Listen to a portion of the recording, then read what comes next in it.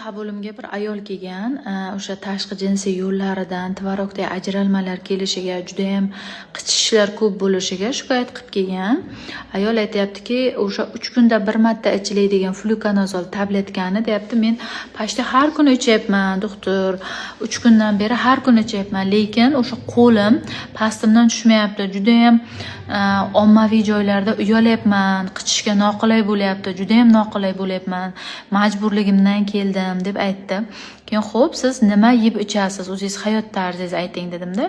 Hayot tarzini eshitganimda ayol konditor ekan va uyida o'sha shirinliklarni tayyorlash bilan shug'ullanar ekan. Keyin aytayaptiki, men ovqat yemasam ham deyapti, shirinlikni juda ham yaxshi ko'raman.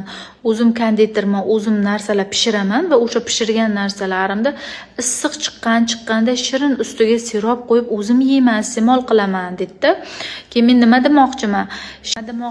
Qancha siz shirinlik mahsulotlari ko'p yesangiz, yuqori navli unlardan tayyor bo'lgan shirinliklar, ovqatlar, mantiq, xamirlik narsalar ko'p iste'mol qilsangiz, u ichagingizga boradidagi o'sha shirinlik fonida zamburug'lar uchun uya bo'ladi. Ya'ni patagi mikroflora uchun ovqat bo'ladi.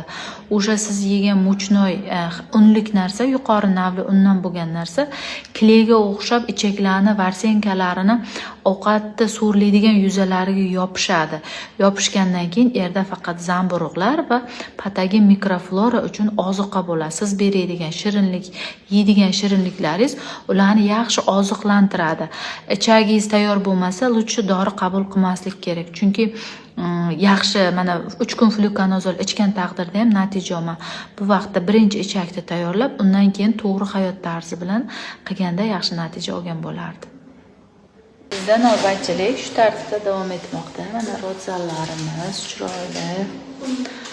Hamma standartlar bo'yicha. Shunaqa ichak tayyor bo'lmasa, siz nimalarda ichgan dorilaringiz foyda qilmaydi.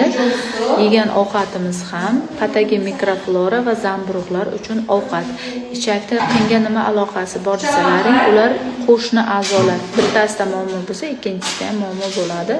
Shuning uchun ichakni tozalab, foydali mikroflorani ko'paytirgan holatda ovqatlanib, ichak tayyor bo'lgan holatdagina dorilarni qabul qilishni tavsiya qilamiz. Dorilar mozori bo'lmasligi uchun.